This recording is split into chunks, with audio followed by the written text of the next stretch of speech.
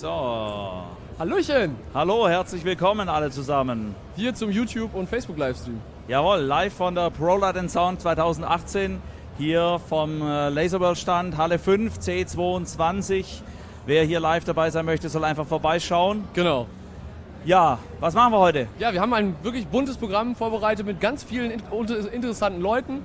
Wir machen die ersten 45 Minuten in Deutsch und dann wechseln wir wahrscheinlich danach in Englisch. Genau, so for our English visitors, our English watchers, we will be online in about half an hour in English language. So if you don't mind German, if you speak German, just stay now. We'll start in German and then we switch on to English in about half an hour, three-quarter an hour, something like that. And we will also have some English native-speaking guests like Johnathan Lewis, the DJ Tutor. But we will also have the head of the Prolight+Sound here, Michael Biwer. He will join us in about half an hour and then we'll be ready here for the English stream. So we'll continue now in German, but stay tuned. In half an hour we'll continue in English. Yes, that's right. Okay. Gut, okay, also wieder weiter in Deutsch. Genau. Ja, Michael Biwer wird nachher noch dazu stoßen, der Chef von der Prolight+Sound. Wir haben aber auch andere illustre Gäste jetzt hier, beispielsweise hier den Michael Gigerich, den Chef von Bright. Die Jungs sind ziemlich stark im Video- und AV-Bereich, sind ziemlich gewachsen in den letzten Jahren, haben jetzt hier am Stand auch das Video gemacht, haben auf der Prolight+Sound PRG-Stage die Video-Contents gemacht und einige große Projekte. Da kann er vielleicht nachher noch ein paar Sachen dazu sagen. Ich fand das sehr spannend. Ja. Und auch dann natürlich einen der Chefs von der Laserfabrik, die eben im Laserbereich aktiv sind. Den Jan, den werden wir auch gleich noch mit reinholen. Und wir haben aus dem Social-Media-Bereich natürlich die Granden der Social-Media und Geschichten Blogger und YouTuber. Und alles Mögliche. Haben wir Leute da, die ihr wahrscheinlich alle kennt. Nämlich den Jan beispielsweise. Genau, hier. Jan Stage 223. Von Stage 223. Wenn ihr auch während des Streams Fragen haben solltet, die ihr an die Gäste richten wolltet, schreibt diese gerne unter die Streams. Wir werden das dann versuchen, natürlich mit ins Gespräch einzubauen. Absolut. Also wie gesagt, es soll hier eine interaktive Geschichte werden. Also kommentiert fleißig, teilt dieses Video, teilt diesen Stream. Und wie gesagt, wir sind jetzt eine lange Zeit online. Ja, doch, so 2 Stunden werden wir auf alle Fälle schaffen. Danach geht dann die Party hier los. Genau. Also wir werden dann auch weiter streamen von der Party, aber das wird natürlich weniger interaktiv sein. Zumindest was online angeht. Deshalb am besten auch gleich direkt hier vorbeischauen. Genau, das ist die beste Möglichkeit, um daran teilzunehmen. Absolut, so ist es. So, dann würde ich mal schauen, dann starten wir mal, wen wir denn hier so haben. Genau. Sollen wir mal schauen? Sollen wir die Jungs von Bright direkt mal... Ja, genau, Bright und Laserfabrik, jawohl, genau. Schauen wir mal, wir rutschen mal hier auf. Genau. Warte mal, lass mal hier. Machen wir das lieber wetten, das hier so. Magst du hier sitzen? Genau. Super. Schön in der Mitte hier. Super, super. Ich habe mir jetzt auch mal Bier aufgemacht, weil schon trockenen Hals heute. Ja, auf jeden Fall, auf jeden Fall. 15:30. Ja, genau. Also schon 15:30 Uhr. Also hier zu meiner Linken der Michael von Bright, zu meiner Rechten der Jan. Und ja, was habt denn ihr jetzt? Ihr seid ja eigentlich total aus der Branche. Ja? Ihr wisst ja aus der Anwendung raus. Es sind hier viele Hersteller vor Ort. Das heißt, viele neue Produkte, viele Innovationen. Was habt ihr so gesehen für eure Themen, was für euch interessant ist, was vielleicht auch so ein bisschen richtungsweisend ist für die Branche für die nächsten Jahre? Gerade du bist ja im Videobereich total stark unterwegs. Was ist denn bei dir so, was im Video, vielleicht AV-Bereich einfach grundsätzlich so ist, was du gesehen hast? Also das ist tatsächlich ein bisschen eine schwierige Frage, weil man sieht auf dieser Messe immer recht viel. Und im Grunde kann man erst, wenn man es erst mal ein paar Wochen hat sacken lassen, vielleicht ein paar Tage und auch mal mit anderen Menschen spricht, wirklich bewerten, was sich so richtig als Innovation rausstellt. Meistens weiß man es ja ohnehin erst, wenn man es wirklich mal auf irgendeiner Produktion benutzt hat. Wir sind grundsätzlich ja im Showgestaltungsbereich und vor allem viel im Videoanimationsbereich unterwegs und nehmen hier halt viele Eindrücke mit. Und was dann sich wirklich als Innovation rausstellt, sieht man dann auf der ersten Produktion, wo man es benutzt. Und dieses Jahr hatte ich leider noch nicht ganz so viel Zeit, über die Messe zu laufen. Das werde ich morgen noch machen. Das heißt, wahrscheinlich kann ich morgen dann deutlich mehr dazu sagen. Okay, gut.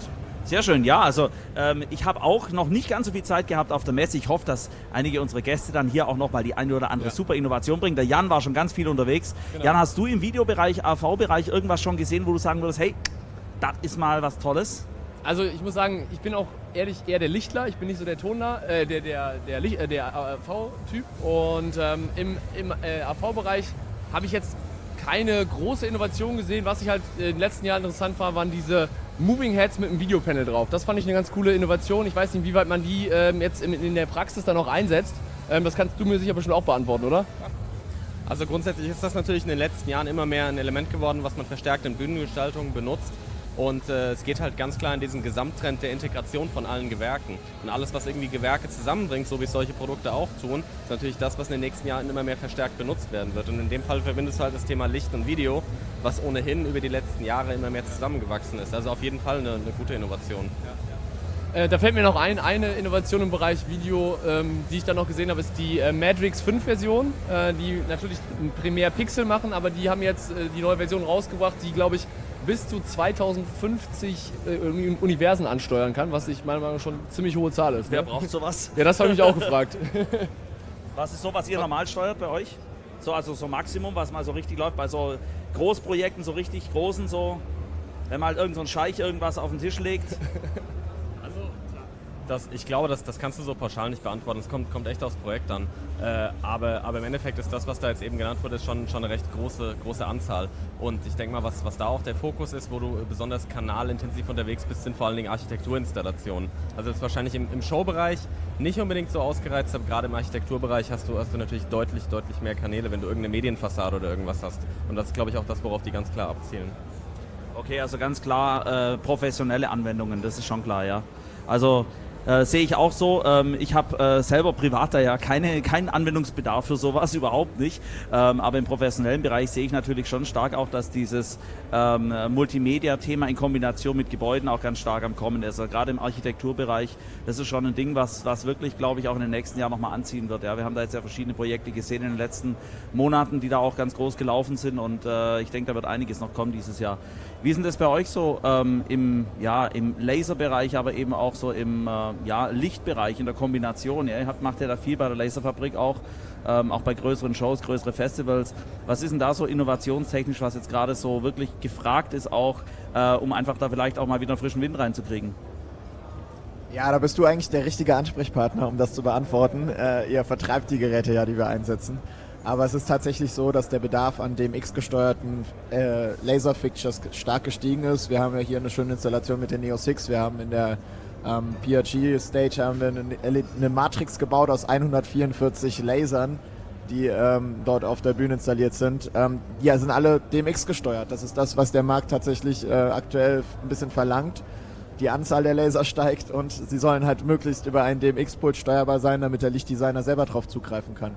Das ist tatsächlich was also in den professionellen Markt nochmal neuen Wind reinbringt. Man kannte natürlich vorher schon DMX-steuerbare Laser, aber das waren eher, sagen wir so, aus dem Consumer-Markt. Mittlerweile gibt es die Produkte in professionell und in wirklich in amtlich von euch. Und das wird definitiv kommen in Zukunft. Immer mehr Tourneen, Veranstalter, die wollen das haben, weil die einfach sagen, hey, da brauche ich nicht noch jemanden, der mitreist für den Laser, sondern es kann mein Lichtoperator, der bekommt eine Schulung, wird LSB und kann die Geräte halt dann betreiben. Das ist tatsächlich was wir, denke ich, in den nächsten Jahren sehr, sehr stark sehen werden.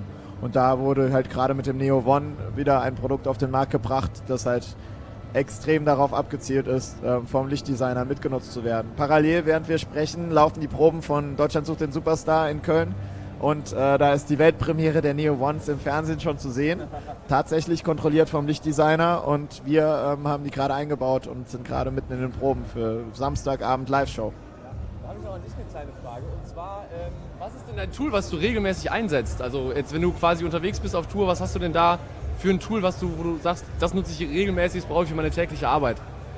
Ist es eine App oder? So wirklich Tool im Sinne von Steuerung meinst du? Oder ja, Steuerung genau, oder Werkzeug, wo du sagst, mit diesem Werkzeug, das ist überlebenswichtig für mich. Ja, das ist natürlich der Lasercontroller, den wir verstärkt nutzen. Wir haben uns da ein bisschen, wir gehen ein bisschen anderen Weg als andere Laserfirmen in unserer Größe. Wir haben halt einen deutschen Hersteller für die Software.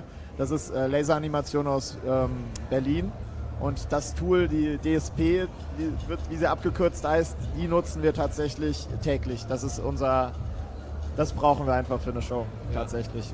Aber das, wie gesagt, das Gerät ist fast ein bisschen in Vergessenheit geraten, aber wirklich immer noch einer der professionellsten Lasercontroller, die man sich nur vorstellen kann, mit einer unglaublichen Verlässlichkeit. Ja, sehr schön. Ja, das ist doch ganz interessanter Abriss gewesen, ja. Weil es ist ganz spannend, ja. Das sind ja einige große Produktionen, die der Jan hier immer macht, ne? Also auch so große Namen wie Mayday und Nature One und so weiter, wo er doch auch jetzt gerade auch nicht nur dem professionellen Anwender was sagen, sondern eben auch gerade eigentlich jedem ein Begriff sind in Deutschland. Und da sind natürlich hier auch zwei Herren hier, die genau bei solchen Großveranstaltungen genau eben auch immer am Start sind. Das finde ich ganz gut, weil wir haben jetzt nämlich einen Aspekt abgedeckt, der ganz wichtig ist auf der Prolight+Sound, nämlich dieses Pro-Thema. Ja? Es geht hier wirklich darum, wir haben hier eben nicht nur DJ-Controller, wir haben hier nicht nur Flackerlicht, sondern es geht tatsächlich um einen professionellen Ansatz und wir sehen das zusehends auch gerade jetzt im Laserbereich, jetzt um einfach auch mal Partei zu ergreifen. Es ist schon so, es professionalisiert sich alles auch zu einem gewissen Grad, ja, und es wird alles immer mehr auch anspruchsvoll, ja. Und das ist schon so eine Sache, die ich sehe, wo einfach dann auch mal die Profifirmen auch mal zu Wort kommen dürfen, die sonst nämlich meistens im Hintergrund sind. Ja. Und ja, also finde ich ganz spannend, ja.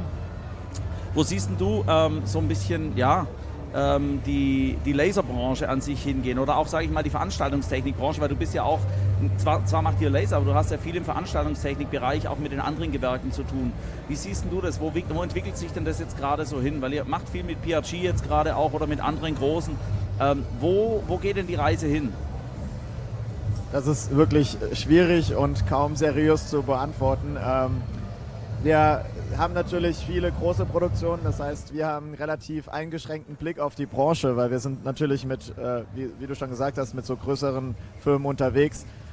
Ich glaube aber, die Veranstaltungsbranche ist so breit gefächert, es gibt unzählige kleine Firmen, die ich überhaupt gar nicht im Blick habe, das kann ich gar nicht beurteilen gerade. Ich weiß für unseren Bereich, im Laserbereich, wir haben uns die letzten 10 Jahre extrem verbessert, was alles angeht, alle Bereiche. Also wir sind wesentlich professioneller geworden und das ist das, was die Kunden auch zu schätzen wissen und das, was mir auch vermittelt wird. Ich hatte auch vor kurzem einen Kunden, der sagt, ich will, dass mein Laser halt wieder einen Wow-Effekt darstellt und nicht irgendwie von irgendwelchen Leuten, die das halt in der Garage stehen haben, da irgendwie in die Bühne gezimmert wird. Und ja, aber die sind halt auf die Nase gefallen und dann sagen die halt, okay, vielleicht müssen wir doch ein paar Euro mehr ausgeben, dann kommen wir zu euch, aber wir wissen, dass es läuft. Das ist halt, ich glaube, das ist in der Laserbranche so ein bisschen der Weg, wo es hingeht. Und ja, also das ist, aber was die Veranstaltungsbranche angeht, bin ich wirklich vielleicht der falsche Ansprechpartner, weil ich das nicht so in der Breite im Blick habe, wie es tatsächlich existiert. Ich denke, man haben wir wahrscheinlich auch später noch Leute, die da entsprechend... Nee, wir haben schon jetzt Leute hier. Schon Jan, jetzt? Ach. Jan, du bist der Richtige, glaube ich, für sowas. Du warst jetzt schon in den Hallen unterwegs. Genau. Was hast denn du gesehen? Weil, also wir sind ja jetzt gerade im professionellen Sektor gestartet. Ja. Was hast denn du gesehen im professionellen Bereich, was an neuen Produkten, an Produktinnovationen jetzt gekommen ist? Also jetzt auch so, jetzt vielleicht übergreifend, nicht nur AV und Laser, sondern einfach auch mal schauen, was ist denn so? Was ist dir aufgefallen? Was war cool, was war wow? Ja, was mir auf jeden Fall ein Wow-Effekt ist, wir haben ich glaube in Halle 3 war es, ein Hersteller, der hat so eine Art Propeller gemacht, wo quasi auf dem Propeller so eine LED drauf ist und dadurch so 3D-Animationen anhand erzeugt werden, wo du wirklich dann richtig schön irgendwelche Videoanimationen auf diesen Propellern drauf machen kannst. Da stehen natürlich dann irgendwie, keine Ahnung, 20 von diesen Propellern auf dem Stand und du wirst quasi so ist ein bisschen windig davor, aber von dem Effekt her sieht das richtig cool aus und das kann man halt dann auch irgendwo sehr gut auch noch als Effekt einsetzen. Ich denke mal, allgemein geht natürlich der Trend immer noch mehr mit den LEDs nach oben. Ich habe jetzt auch ein, zwei zum Beispiel Follow-Spots gesehen, die natürlich sehr gut mit LED funktionieren. Aber es geht halt immer, jeder Hersteller versucht natürlich noch mehr LED-Power, noch mehr Leistung rauszuholen aus seinen Geräten. Und das sieht man dann hier auch wieder ganz gut, dass halt wirklich jetzt auch alle großen Marken auch da ein sehr gutes aufgestelltes LED-Portfolio haben, ne, in dem Bereich. Hast du da jetzt hauptsächlich die Entwicklung im Power gesehen, also dass die Leistung hochgeht? Oder hast du auch irgendwelche Innovationen gesehen, wo man sagen würde, hey, es geht jetzt nicht nur darum, dass man irgendwie LED hat, nochmal einen LED, weil es gibt ja unzählige Anbieter, sondern irgendwas Innovatives, wo man sagen würde, hey, die Anwendung von LED ist doch cool. Also jetzt nicht nur Power, weil Power, klar, es wird an der Leistung wird immer geschraubt, wird immer nach oben gehen. Aber was Innovatives, wo man sagen könnte, hey, das ist vom Konzept her interessant, mal weiter zu gehen. Also da muss ich auch dazu sagen, ich konnte mir viele Stände anschauen. Die Stände, die ich mir angeschaut habe, da muss ich sagen, war zwar eine gewisse Innovation da, aber jetzt war kein Effekt, wo ich sage, wow, das ist jetzt wirklich der Effekt der Messe. Im Bereich Innovation, was auf jeden Fall ganz oben dabei war, ist die Grandma 3, ganz klar. Da haben wir auch jetzt schon ein paar Videos zu gemacht, oder ein Video gestern zu gemacht und das ist natürlich schon, merkt man schon, dass das halt wirklich, dass da viel Entwicklungsarbeit reingeflossen und vor allen Dingen auch viel User-Feedback von den Leuten zurückgekommen ist, was dann wirklich in diese Konsole eingeflossen ist und es ist echt sehr faszinierend, was diese Konsole alles kann. Ja. Okay. Ja, sehr spannend. Ich habe es mir noch nicht angeschaut. Ich bin auch... Kannst ja unser Video angucken. Ja, das mache ich noch. Ja, bin ich auch nicht dazu gekommen. Ja, aber ich bin in der Materie auch nicht ganz so tief drin. Ja, ich kann das zwar sehen und finde es toll, aber programmieren kann ich das nicht. Ja. Was ich spannend fand, war auf der PRG-Stage dieses Jahr die Anwendung beispielsweise von LED-Strips, um quasi die Bühne wackeln zu lassen, diesen optischen Effekt des Bühnewackelns. Also alle, die die Show gesehen haben auf der PRG-Stage, haben das vielleicht gesehen. Ganz spannendes Ding. Also die Anwendung fand ich sehr, sehr spannend, auch wenn es jetzt keine super neue Technologie war, aber so als Idee fand ich es ganz cool. Was ich auch gesehen habe, war draußen so eine riesen LED-Wall, auch so ein AV-Thema eigentlich. Ne? Hast du die auch gesehen? Ja, also wirklich sehr, sehr groß, sehr, sehr monströs.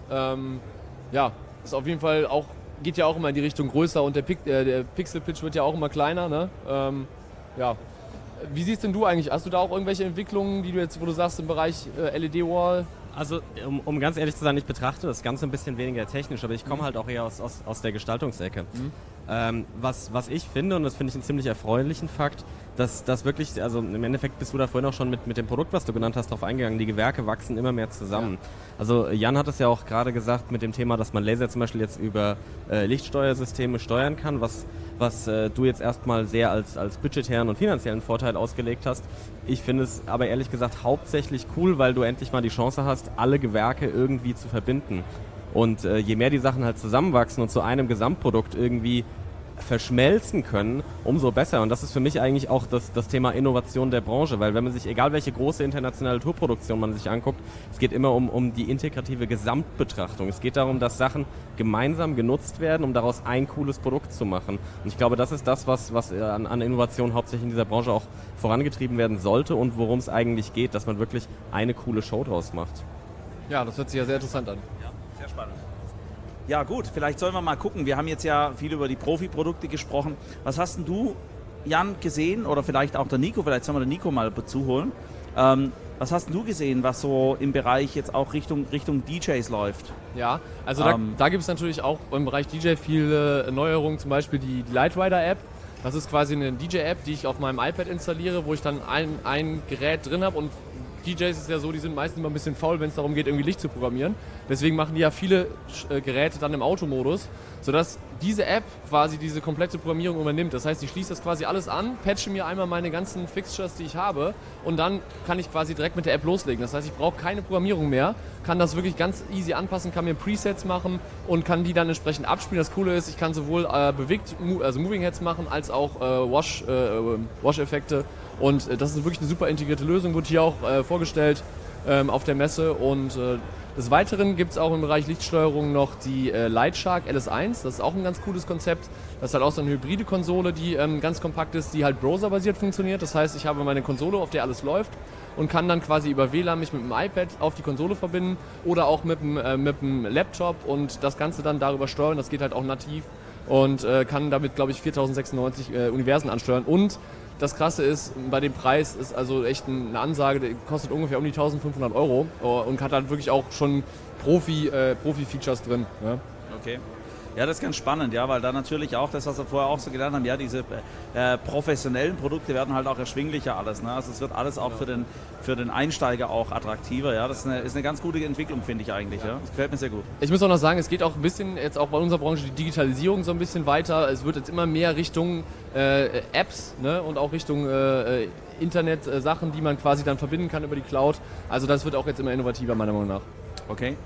Ja, sehr schön, sehr schön. Ja, im Tonbereich warst du auch unterwegs in den Hallen. Ton. Da müssen wir gleich mit den Nico fragen, weil der Nico ist da quasi der Ton da. Ja, der wird gleich kommen, der ist gerade noch unterwegs und schaut hier noch gerade live, was hier so alles passiert. Der wird jetzt gleich noch zu uns stoßen.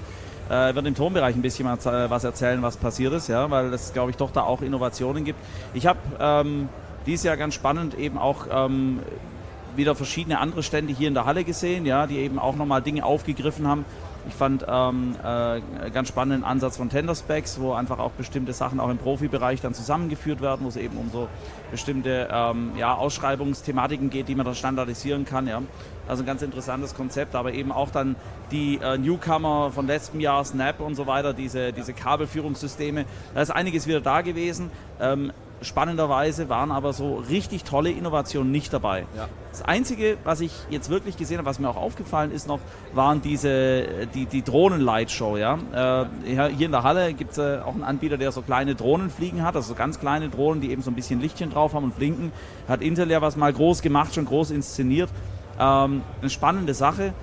Glaube ich aber noch in den Kinderschuhen oder noch nicht ganz ausgereift. So hatte ich den Eindruck, ich weiß es nicht genau, wie weit es ist, aber ich denke, dass da sicherlich was kommen wird, weil einfach es auch ein ganz innovatives Produkt ist und ein innovatives Feature. Ja, ganz kurz noch zum Thema Drohnen. Das hat man ja auch zum Beispiel gesehen in Las Vegas auf der LDI. Da hat zum Beispiel Intel Genau, die haben dann auch über der Fontäne nochmal Genau. eine Throneninszenierung gehabt, aber die wurde halt wirklich auch also ich glaube, das war nicht ganz günstig, der Spaß. Ja. Wir hatten es tatsächlich auch schon bei Events eingesetzt, oder nicht wir eingesetzt, sondern wir haben es halt mit beobachtet. Es ist, glaube ich, immer noch ein Produkt, da muss man sehr vorsichtig mit sein. Also es gab dann plötzlich einen Wetterwechsel und dann sind die Dinger vom Himmel gefallen und jeder der Helfer ist nur noch gerannt. Die waren eigentlich dafür zuständig, die aufzufangen, aber also das war, alles Das hat dann nicht funktioniert so, ne? Nee, das ist aber ein sehr, sehr spannendes Produkt auf jeden Fall. Es gab schon Menschen, die haben auch schon Laser unter Drohnen gehangen und sind damit rumgeflogen. Nicht ganz zulässig, aber ja, ist okay. Das ist ein netter Effekt, ja. Wie gesagt, nicht so zulässig, ja, aber auch das gibt's auch. Also Drohnen wird, glaube ich, noch ein sehr, sehr spannendes Thema in allen Bereichen sein. Aber auch da wird eine Professionalisierung einsetzen mit Drohnenführerschein und so weiter, die auch ihre Berechtigung hat, denn das ist tatsächlich echt notwendig. Ja, jetzt haben wir unseren Audio-Experten hier, ne? Der Nico. Ist schon bereit? Der ist schon bereit. Ja, Nico, komm mal ran hier. Komm einfach mal dazu, wir hier rutschen aufs mal ein bisschen. Sofa. So, Könnt ihr bitte mal gleich die mal Runde etwas größer. Ja, Ja, wir haben jetzt ja schon ganz viel hier mit Video, mit Licht gesprochen, was denn so Innovationen sind, was wir gesehen haben. Was ist denn im Tonbereich? Du warst da schon unterwegs in den Hallen. Ich sag mal so, im Tonbereich, also es gibt schon echt gute Neuerungen. Wir haben zum Beispiel von Voice Acoustic haben wir ein neues System, was zum Beispiel dem Benutzer erlaubt, ein Line Array zu bauen, was er komplett ohne Animation wirklich benutzen kann. Normalerweise hast du das Problem, du hast ein ganz großes Line Array, du kannst es verschiedenen Winkeln und du musst eine Software bedienen können, um das Line Array abzustimmen, weil sobald man es krümmt, verstärken sich die Höhen, es klingt nicht mehr und es ist ganz viel Know-how, das man haben muss, um es bedienen zu können. Und die haben jetzt ein System gebaut, was feste Winkel hat, aber trotzdem verschiedene Winkel in verschiedenen Modulen und ich brauche nichts mehr machen. Ich hänge es so auf, wie ich will. Ich will den Winkel haben, nehme ich das Modul, lade mein Preset und es spielt wundervoll. Ich glaube, in der Audiowelt gibt es trotzdem noch eine Verbesserungsmöglichkeiten, weil wir haben immer noch das Problem, dass wir einfach ganz viel Gewicht mitnehmen müssen, um ein bisschen Sound rauszubringen. Weil immer noch ist der Lautsprecher das schwächste Glied in der Kette, der ungefähr nur 5% der Leistung umsetzen kann. Das ist immer noch, finde ich, ein Problem, wo man sagen kann, okay, da ist noch verbesserungswürdig, aber es wird sehr schwer, denke ich. Okay. Das System, das du angesprochen hast, das interagiert quasi aufgrund der Montageposition dann mit dem Controller, ja? Das heißt, das ist quasi eine Feedback-Lösung, ja? Genau, ich habe praktisch, also die haben System-Amps, ich habe ab einer Endstufe, wo schon der Prozessor eingebaut ist. Okay. Ich brauche keinen extra Controller und muss den Controller an eine analoge Endstufe anschließen, das ist alles schon komplett fertig konfektioniert.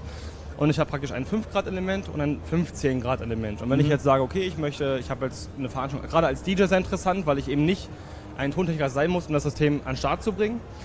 Ich habe ein Zelt und habe ungefähr 400 Zuschauer oder Zuhörer in dem Moment und brauche einen Abstrahlwinkel von 30 Grad, nämlich zwei 15-Grad-Elemente, lade mein Preset und das System ist spielbereit und es funktioniert. Ich brauche nichts korrigieren, ich brauche nichts anpassen im DSP, aufhängen, klack, klack und das läuft. Und das ist schon eine Innovation, würde ich fast sagen. Ja. Das ist natürlich spannend, wobei natürlich die Anwender von solchen Systemen meistens nicht die DJs sind, sondern eher dann doch professionell. Ist schon an die größeren DJs gezielt, die schon in Zelten spielen, gibt es ja auch einige davon, aber ich sag mal so, an die kleinen DJs gibt es halt kleinere Systeme mit Säulenlautsprecher, auch sehr interessant, weil es halt wirklich klein ist. Man ist im Kofferraum. Was hatten sich da getan? Weil es ist ja jetzt doch so ein bisschen ein Hype gewesen. Vor ein paar Jahren kam das ja ziemlich auf mit den Säulenlautsprechern. Ja. Wo geht's denn da hin? Ist da jetzt eine weitere Entwicklung zu sehen? Auf jeden Fall. Also man denkt, es ist ja bloß eine Säule. Es sind ja bloß Treiber, einfach angeordnet. Was sollen da noch kommen? Da kommt eine ganze Menge tatsächlich. Und zwar war es damals der Trend, dass man einfach ein Säulensystem genommen hat, einfach nur irgendwelche Treiber in der Reihe gesetzt hat und das war's. Okay, Schuss geradeaus. Man konnte sie nicht fliegen, man konnte sie bloß stellen. Sie hatten einen festen Abstrahlwinkel, also nicht ganz so praktikabel. Ja, klar. Mittlerweile gibt es aber Systeme, wo ich praktisch mir mehrere Elemente zusammenstecken kann. Das kennt man ja schon von HK Audio, man kennt das von DB Tech und so weiter, dass man die Systeme aneinander stecken kann.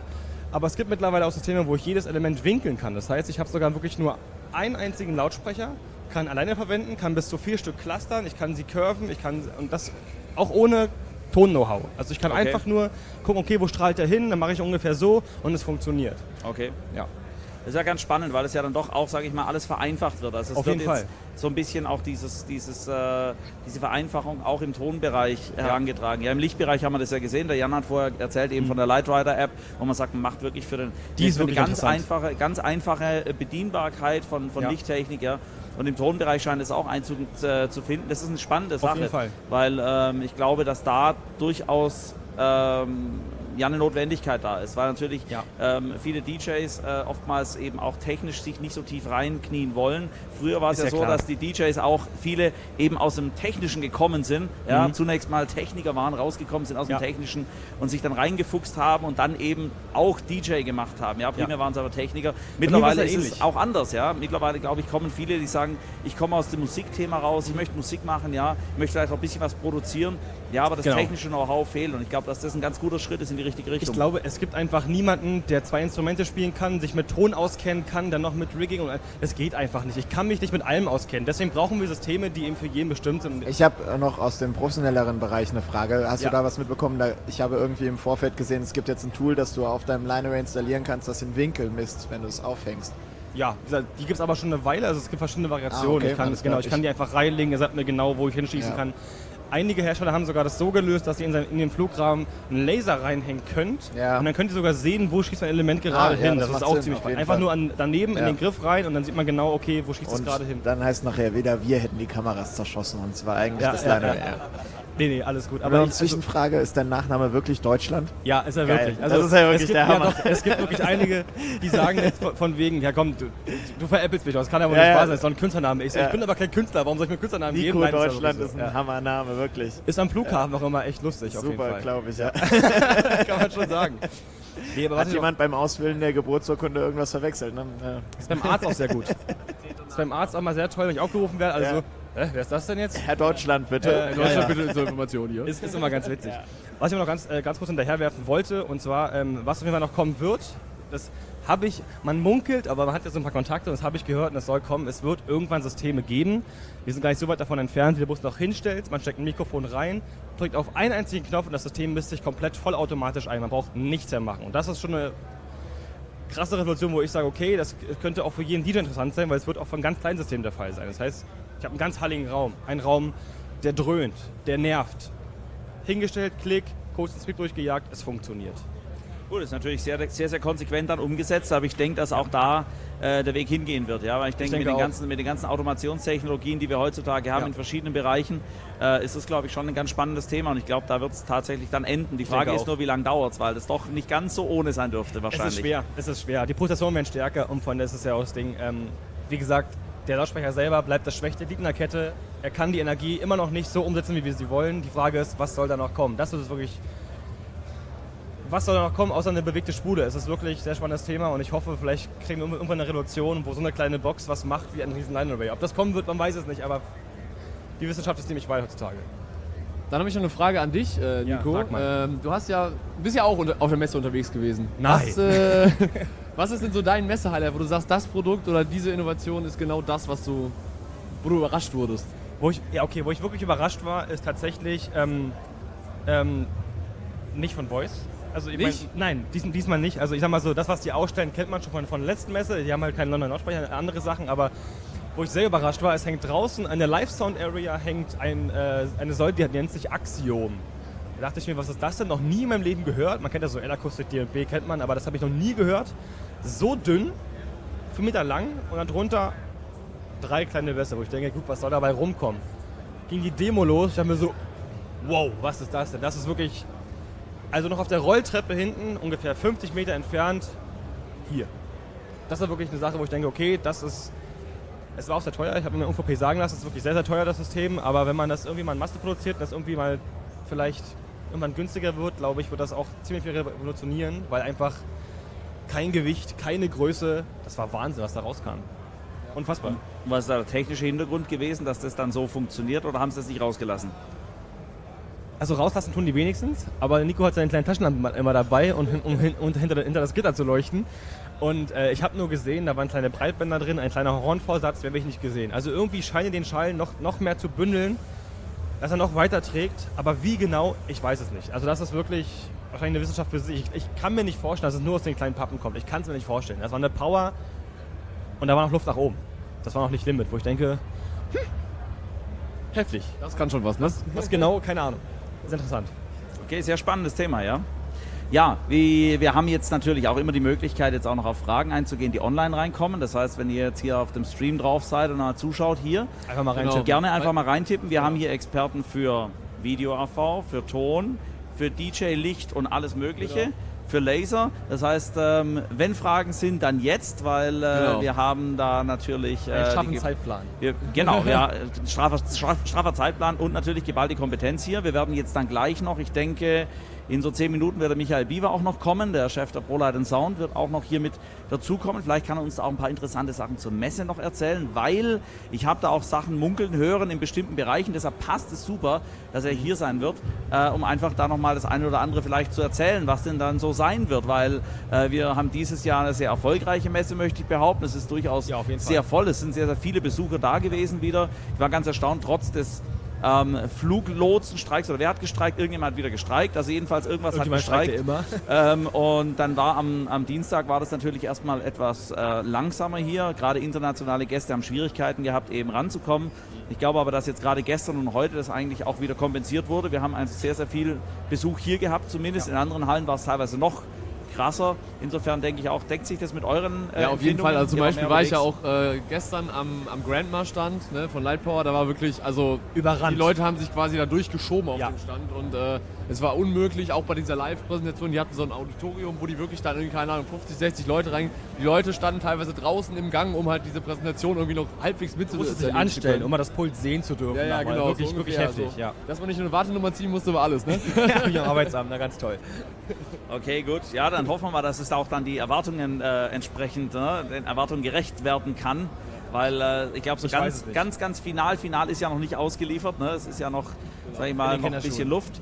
Aber ich sage mal so, der Ansatz ist natürlich richtig zu sagen, es muss weitergehen. Ja. Man kann sich nicht auf einer sehr, sehr guten Lösung, die im Markt schon platziert ist, ausruhen, sondern man muss eben auch schauen, wo geht es weiter, wo geht es hin. Weil ich sehe das selber jetzt bei den Großproduktionen auch jetzt, ja, drüben PRG Stage beispielsweise, unglaublich viele Gewerke, unglaublich viele Lampen, die da angesteuert werden, mit riesen Kanälen. Ja? Die Lampen können ja immer mehr mit riesen Kanälen, DMX-Kanäle. Mittlerweile muss man mit Cut rein, kein DMX mehr. Also mittlerweile ist es ja wirklich, dass sie so viele Kanäle fressen, dass ich mit einem DMX-Kabel 2 Lampen schon fertig hätte und dann wäre es nicht mehr so voll. Also ist ja wirklich beeindruckend. Genau, also ich denke, da ist sicherlich erforderlich, einfach auch weiterzudenken. Und ich finde es auch gut, dass da die Entwicklung weitergeht und man einfach nicht sagt, hey, wir ruhen uns drauf aus, was wir gehabt haben. Das haben ja einige in der Branche durchaus in den vergangenen Jahren, gerade im Lichtbereich auch, sich sehr ausgeruht gehabt und sind dann plötzlich überrannt worden.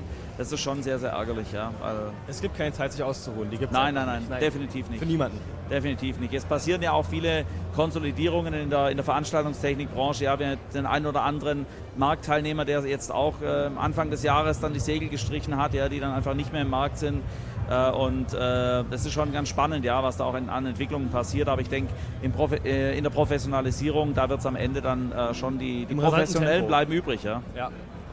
Was ich auch noch sagen wollte, ich finde es auch sehr interessant, wie sich auch diese Entwicklung, ich denke mal in der Zukunft wird es halt so sein, dass wir quasi unsere Lampen einfach nur ins Rig hängen und dann einfach über Wireless Solutions oder über Loom Radio einfach eine Verbindung herstellen und das dann letztendlich komplett dabei ist. Ne? Und das ist halt wirklich automatisch konfiguriert wird. Ne? Ja. So, ja, wunderbar. Jetzt sehe ich gerade hier, Michael Biwer kommt gerade ran. Lass mal gerade mal in die Mitte sitzen. Hier, wir machen Platz. Sehr schön, hallo. So, ich mache mal gerade Platz hier. Hallo. So, sehr schön. Ja, bitte, gerne. Direkt in unsere Mitte hier. Ne? Die goldene Mitte, wolltest du sagen. Genau. Ein Wasser. Ein Wasser? Könnten wir vielleicht ein Wasser? Ach, super. So, ja, super, dass es geklappt hat. Wir freuen uns. Wir haben schon mal angefangen quasi. Ne? Haben schon mal so die Themen, die auf der Messe jetzt relevant waren, inhaltlich behandelt und einfach mal geschaut, was passiert denn da so, was ist denn dieses Jahr innovativ gewesen, waren ja einige innovative Sachen und haben jetzt eben schon mal einen Rundumschlag gemacht. Video, AV, Licht, Ton hatten wir jetzt gerade sehr interessanten Input, Laser natürlich auch ein bisschen was aber glaube ich ganz spannend ist, jetzt gerade wo du jetzt hier bist, was ist denn der Rahmen, was ändert sich denn im Rahmen, was ist im Rahmen, wie läuft die Messe, wie ist dein Eindruck von der Messe jetzt? Also ich sage, die Messe boomt, die Messe ist richtig gut, macht Spaß drüber zu laufen. Bisher habe ich nur happy Gesichter gesehen, muss ich ehrlich sagen, von meiner Seite aus. Wir haben viele neue Themen angebracht und versucht. Immersive Technologien ist so ein großes Thema, was wir jetzt überall haben, ne? Virtual Reality, wie gehen Lichtdesigner damit um, wie kann man auf einmal eventuell Lasershows über irgendwelche Brillen sehen und die schon vorher einstellen. Und also abgefahrenes Zeug, muss ich wirklich sagen. Es macht richtig Spaß, denn die Branche ist innovativ, ist ganz nach vorne und pusht auch nach vorne und pusht uns natürlich damit mit. Also auch das ist für die Zukunft so, dass wir natürlich immer die Zukunftsthemen der Branche wollen und damit auch hoffentlich alle Aussteller sie als Plattform für sich nehmen bei uns. Ja. Also wir haben es gerade schon davon gehabt, also so unser gesamter Eindruck war, die Messe ist wirklich gut besucht gewesen jetzt auch. Der erste Tag war wirklich ein bisschen schwierig aufgrund der Verkehrssituation. Ja, da hat uns irgendwelche Streiks einen Strich durch die Rechnung gemacht, aber jetzt gerade gestern war extrem viel los hier auch. Ich denke, in anderen Hallen war es noch krasser. Wir haben gerade gehört, an welchen Ständen es extremes Gedränge gab auch. Ja, also es ist durchaus sehr positiv, auch die Entwicklung zu sehen, obwohl jetzt doch vielleicht ein paar Aussteller weniger sind vielleicht wie im letzten Jahr, aber es hat, glaube ich, keinen Einfluss in irgendeiner Form gehabt auf die Attraktivität der Messe. Das fand ich auch sehr spannend und uns gefällt es hier sehr gut auch. Ich meine, ich kann ja auch als Aussteller sprechen. Also wir sind sehr zufrieden, ja, muss ich sagen. Ne? Also grundsätzlich. Jetzt ist natürlich immer die Frage, wo geht es denn auch hin? Weil die Messe ist ja auch in den letzten Jahren immer wieder in einem Optimierungsprozess gewesen, wo man geschaut hat, was kann man denn tun. Es sind Dinge passiert wie die Messehalle 12, die gebaut wurde, ja, wo sich Verkehrskonzepte geändert haben, wo dann plötzlich auch das Hallenkonzept vor vielen Jahren sich geändert hat für die Musikmesse, für die Prolight+Sound. Gibt es da was, wo man sagen muss, hey, das lohnt sich mal zu erwähnen, was vielleicht im nächsten Jahr nochmal optimiert ist, wo man sagt, okay, es ist vielleicht für den Aussteller wie auch für den Besucher eine interessante Sache? Also wir wollen eigentlich alles ein bisschen enger wieder zusammenbringen. Musikmesse und Prolight+Sound. Die Prolight+Sound hat einen sehr starken Standalone-Faktor, der ist auch gut, die Professional-Leute sind alle da. Aber es ist eben auch zu merken, dass viele Musiker mittlerweile mit ihren Lichtdesignern kommen, ihre eigenen Audiodesigner haben und damit irgendwie ein anderer Verkehr passiert, auch von den Leuten her. Wir haben sehr viele junge Leute im Moment da, die kommen, die wollen gerne Musikinstrumente sehen, als auch dann irgendwie die ganze Technologie. Das heißt, in den nächsten Jahren auf jeden Fall diese zwei Messen wieder einen Ticken enger zusammenbringen, damit auch einen engeren Hub passiert und ein bisschen mehr Flow an der Stelle. Also ich glaube, das ist so ein bisschen das, was man schon mal so sagen kann. Dass, es wird sich nach der Prolight+Sound ausrichten, aber die Musikmesse wird dem folgen und wir werden das alles so weit eng zusammenfassen, wie wir können, damit es für wirklich alle auch Spaß macht, weil ich gebe ehrlich zu, ich laufe die ganze Zeit von der Musikmesse Halle 11 zur Halle 3 und wieder vor und wieder zurück. Mir brennen die Füße. Also auch ich habe ein Eigeninteresse daran, dass wir das alles ein bisschen zusammenbringen wieder. Ich habe für sowas so einen tollen Roller. Ich habe da schon hier Anfang der Messe hier 360 Grad wieder auf meinem Roller gemacht. Ich werde das morgen auch noch mal machen, weil diese Distanzen sind schon extrem, ja. Deswegen gibt es auch extra ein Rollerverbotsschild auf der BRG-Stage am Eingang. Extra für dich, Norbert. Extra für dich. Wegen mir habt ihr extra sowas hingemacht. Das ist ja sehr gemein. Ne? Ja, aber hier gibt es ja nicht. Oder zumindest habe ich es, wenn dann, proaktiv ignoriert und werde es weiterhin tun. Ja, grundsätzlich ist das Messethema natürlich interessant, wenn du sagst, dass es auch wieder näher zusammenkommt. Ich finde es auch interessant, dass du sagst, dass die Prolight doch jetzt an der Stelle eher vorauszieht als die Musikmesse, weil in der Vergangenheit war es ja durchaus so, dass die Musikmesse einen durchaus höheren Stellenwert eingenommen hatte zunächst mal. Aber ich bin nicht auf der Musikmesse, aber ich habe schon so ein bisschen das Gefühl, die Vibes bekommen, dass sich das dort natürlich auch schwierig gestaltet. Ja? Ich glaube, dass der Markt da schwierig ist. Oder wie siehst du das? Gibt es da Einflüsse in irgendeiner Form? Ja, die Musikindustrie an sich ist im Wandel, die Musikinstrumentenindustrie noch mehr. Die Musiker verändern sich, man sieht es ja im Moment, sehr viele machen viel mit digitalen Werkmusik. Ist ja völlig abgefahren, dass man an seinem Rechner irgendwie eine Geige spielen kann oder eine Gitarre super spielen kann. Dafür braucht man das Instrument schon fast nicht mehr. Und doch gibt es genau die Gegenbewegung eben auch, die alle das traditionelle Instrument haben wollen, die es spielen wollen. Ed Sheeran sitzt mit einer akustischen Gitarre auf einer Bühne. Das ist ja dann so die Kehrseite davon. Das heißt, wir haben auf der einen Seite irgendwie Helene Fischer mit abgefahrenen Bühnenshows und wo irgendwie man hat so das Gefühl, da spielt schon kaum noch eine Band und es macht nur noch Bling und Bang und Bang. Aber auf der anderen Seite hat man dieses filigrane Musizieren und ich glaube, das ist eben das, wo sich diese Branche gerade wiederfindet.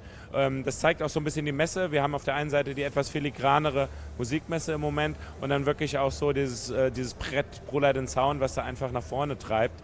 Und ich glaube, das wird auch in den nächsten Jahren uns beschäftigen. Wie kriegen wir die Synergien zwischen diesen zwei Veranstaltungen so gut hin, so deutlich getrennt, so deutlich zusammen, wo es überhaupt geht. Und da sind wir im Moment dran. und man kann abwarten, was wir noch alles so bringen für die Zukunft. Wir haben da gerade aus dem Publikum, aus Facebook eine Frage bekommen, wie sieht das aus mit den Messetagen? Wird auch die Prolight+Sound an Samstag dann wieder stattfinden oder wie sieht das mit den Messetagen aus? Wir werden auf jeden Fall auf Dienstag bis Freitag bleiben. Es gibt eine neue Idee für den Samstag. Wir werden mal überlegen müssen, was wir daraus machen können. Das geht so ein bisschen auch in so ein regionales Pop-up-Konzept vielleicht, wo alle mitmachen können, Presenter-Themen und so. Da müssen wir einfach mal schauen, wie wir das machen. Aber es wird auf jeden Fall erstmal bei Dienstag bis Freitag bleiben. Ja, okay, cool. Ja, ist ganz spannend, aber wo du jetzt gesagt hast, eben die Digitalisierung findet auf der Musikmesse auch starken Einzug. Das ist ja eigentlich gerade so auch dieser Synergiepunkt, ja, wo einfach das dann auch zusammenkommt. Und ich finde es auch sehr gut. Also ich kann jetzt auch persönlich als Aussteller davon sprechen. Für uns ist es ganz toll, weil wir natürlich darüber auch den Nachwuchs bekommen, weil jemand, der Musikinstrument spielt, der hat unter Umständen eben auch eine Affinität zur Musik an sich und landet unter Umständen dann am Ende auch hier in den Hallen, schaut sich das an und wird damit natürlich auch konfrontiert, was im professionellen Bereich passiert. Und für uns ist es immer ganz toll, wenn wir einfach auch sehen, dass junge Leute hierher kommen und nicht die Branche veraltet, sondern dass tatsächlich auch wirklich der junge Nachwuchs nachkommt. Weil das ist nichts wichtiger für eine Branche, als dass wir junge, neue Interessierte bekommen. Das können Veranstaltungstechniker sein, das können Kreative sein, ja, das können Techniker sein in irgendeiner Form, das können aber eben auch Künstler sein, die aber alle mit diesem Thema Prolight and Pro-Sound zu tun haben. Und deshalb finde ich es unglaublich toll, muss ich sagen, aus meiner Warte, wenn die beiden Messen wieder zusammenrücken, weil ich glaube, dass das der Ansatz ist, der unsere Branche am Leben hält und auch in die Zukunft bringt. Ja. Das ist so mein Gefühl, weil ich einfach auch in den letzten Jahren das selbst erfahren habe, wie wichtig es ist, dass man einfach diesen Ansatz für die Jungen hat. Ja, ja kann ich nur so stehen lassen, brauche ich gar nicht weiter was zu sagen. Du hast mir sozusagen die Worte aus dem Mund genommen. Absolut, so sehe ich das auch. Ich meine, das gehört ja auch zusammen. Ich meine, also genau. Die Musiker sind ja letztendlich die Show produzieren und die Prolight+Sound ist ja eher die Messe für Techniker, die es ja letztendlich ausführen. Ich glaube, die Vielfalt auf der Musikmesse, die wird nie verschwinden. Ich meine, die Technik wird weiter voranreiten, ich werde irgendwann immer mehr virtuell machen können, was immer echter wirkt und immer dem Original näher kommt, aber ich glaube trotzdem, dass wirklich die echte Musik auf dem echten Instrument niemals aussterben wird und somit wird die Vielfalt also nicht kleiner, sie wird eher größer. Weil die Technik geht weiter voran, trotzdem mögen gerne noch die alten Musiker, sage ich mal, und trotzdem gehört die ganze Messe auch zusammen, finde ich, weil einfach, ich meine, wir arbeiten, uns wird es ohne Musiker nicht geben. Ist ja nun mal so. Uns Techniker wird es ohne Musiker nicht geben, weil sonst würde es keine Show geben. Und genauso ist es aber auch umgedreht, wo die Musiker könnten ihre Kreativität nicht ausfalten, weil wir müssen sie ans Publikum übertragen. Deswegen finde ich auch, dass sie zusammengehört, definitiv. Okay, also ich glaube, wir haben schon echt wirklich viele Themen jetzt angeschnitten, auch inhaltlich, und ich glaube, dass wirklich sehr, sehr gute Impulse da waren und der eine oder andere hat sich vielleicht auch angeregt gefühlt, doch noch morgen mal auf der Messe vorbeizuschauen. Und wir werden jetzt nochmal schauen, dass wir vielleicht die einen oder anderen Themen vertiefen, aber auf Englisch, weil wir natürlich international doch einige Zuschauer haben, die wahrscheinlich jetzt nur darauf warten, da mal ein bisschen was zu verstehen von dem, was wir erzählen. Wir haben jetzt auch noch einige internationale Gäste, die wir mit reinbekommen wollen hier in den Stream, die uns noch hier unterstützen wollen und einige interessante Namen auch, die in der Branche durchaus bekannt sind. Und ja, wenn ihr noch Fragen habt, auf Deutsch gerne, schreibt sie einfach unter den Stream rein, gerne auf Deutsch. Wir schauen, dass wir sie sowohl aufnehmen auf Englisch hier im Livestream, wie auch, dass wir sie dann direkt beantworten, vielleicht auch auf Deutsch. Wir haben hier Social-Media-Kollegen hier sitzen, die sich dann drum kümmern und euch die Fragen direkt reingeben werden. Eine Sache noch? Ja, ich habe noch eine Sache. Mir hat es gemunkelt, dass ihr auch ein ordentliches Jubiläum gerade habt. Und ich habe da sowas Kleines mitgebracht. Ich weiß nicht, ich gebe das jetzt einfach mal, glaube ich, dir. Ich würde sagen, einen herzlichen Glückwunsch zu eurem 10-jährigen Jubiläum, was ich so mitgekriegt habe. Ja, herzlichen Dank auch. Ja, vielen Dank. Es ist tatsächlich so, dass die Laserworld 10 Jahre feiert. Und wir sind auch tatsächlich die 10 Jahre durchgängig hier auf der Prolight+Sound präsent gewesen. Wir haben jedes Jahr unseren Stand modifiziert, also wer so ein bisschen die Historie kennt, wir haben jedes Jahr was Neues gemacht, versucht auch kreativ zu sein und sind auch jedes Jahr gewachsen. Das heißt, dieses Jahr haben wir wirklich so den größten Stand hingezimmert hier, den wir bisher auf der Prolight+Sound hatten. Und es ist noch Luft nach oben, das heißt, schauen wir mal, wie es nächstes Jahr aussieht. Vielen Dank auf alle Fälle. Dankeschön. Danke.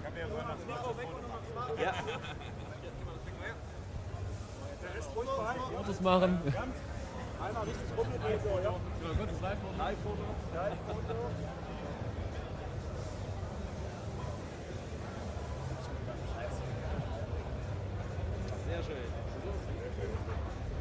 Schöne Live-Bilder. Danke.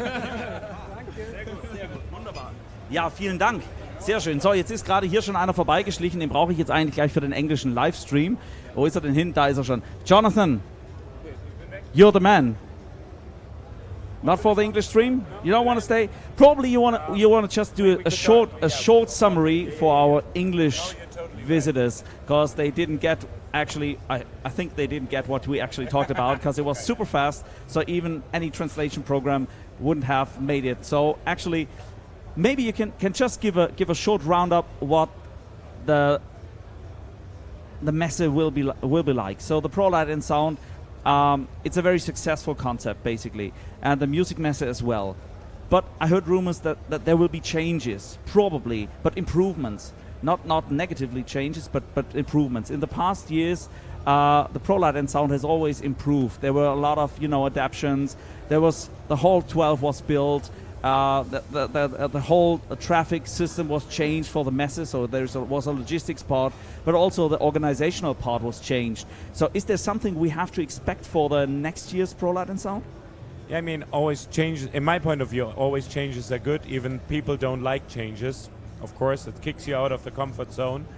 But we have implemented this year already a lot new products, a lot new things, a lot new themes like immersive forum, all about virtual reality, 360 film things.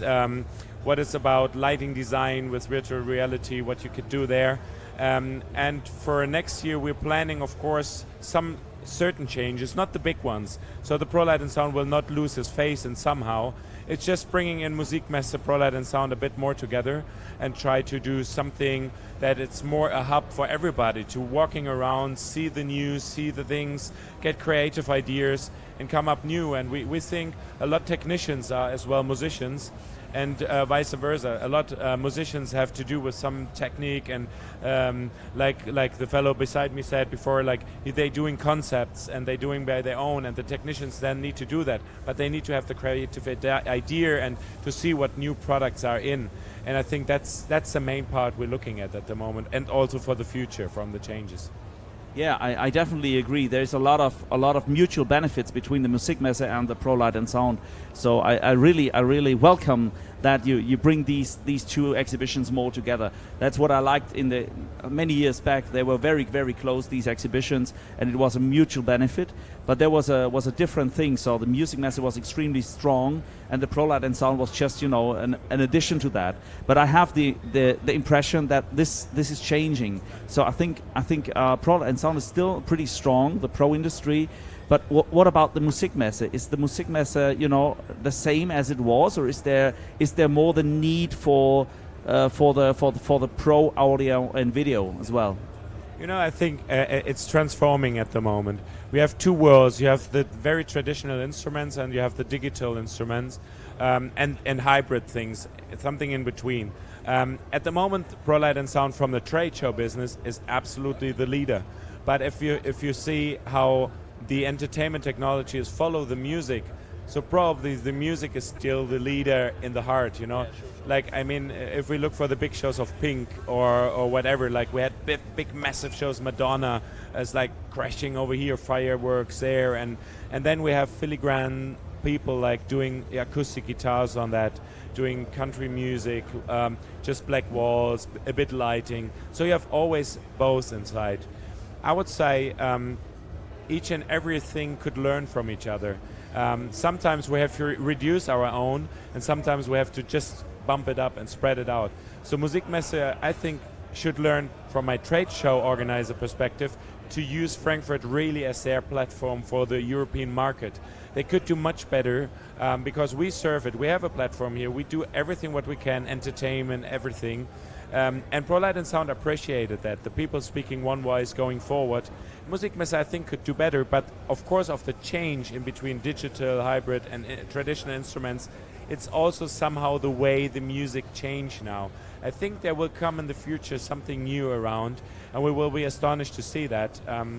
So I think it's a lot in the pocket, and that just the people have to bring it out, the pistols, and say, okay, let's shoot it and make a damn good show together, Yeah. I really appreciate that effort, because from my perspective, I'm a sound and light and laser guy in the heart, so I like the technical part. But what I also see is that we need the younger people, the younger people joining our industry, the younger people understanding, learning about our industry, what's actually happening in the pro business. And all the people that are at the Music Messe, these are many young people over there. They want to experience their music, they want to experience all the instruments. But in the end, these are potential new participants in our pro industry as well. So I really welcome that, because it's very important for us as exhibitor here as well to have these younger people, these people that may decide to become part of the sound and light industry, to stop by here and see what's actually happening in the pro business. Just looking behind the background information, looking behind the scenes and see what's happening. And this is why I really, really welcome the effort to bring these two exhibitions closer together. Thanks for that. Yeah, always my pleasure. But the thing is the future talents. I think that's all about. We have a fight about the future talents. Everybody's looking for the best ones. And there are a lot of people who are really into digital, into this business. And I think that will dramatically change everything. I mean, look at Ed Sheeran. He's playing acoustic guitar, yes. But he works with a looper, and then he has a whole band on the stage, and then sliding came up and sound, and it's an incredible show still. And he's going in a stadium just alone, sitting on the stage doing some music. It's incredible to see. And I think I saw on one booth there was somebody's just like with like virtual dancing with some high robot things on the arm. And he's just danced, and there was a kid standing before him and showed him some dance moves, and that's the way. Maybe the kid will be in 20 years one of our main customers, or maybe he's in your company and selling stuff, like you never know what's going on. So I think the future is one of the big impacts. Don't look just for the people who have like business and money driven. It's also about the people who are coming in and looking for everything and have new creative ideas. They bring everything forward, in my point of view, and that is what we want to move forward with both shows.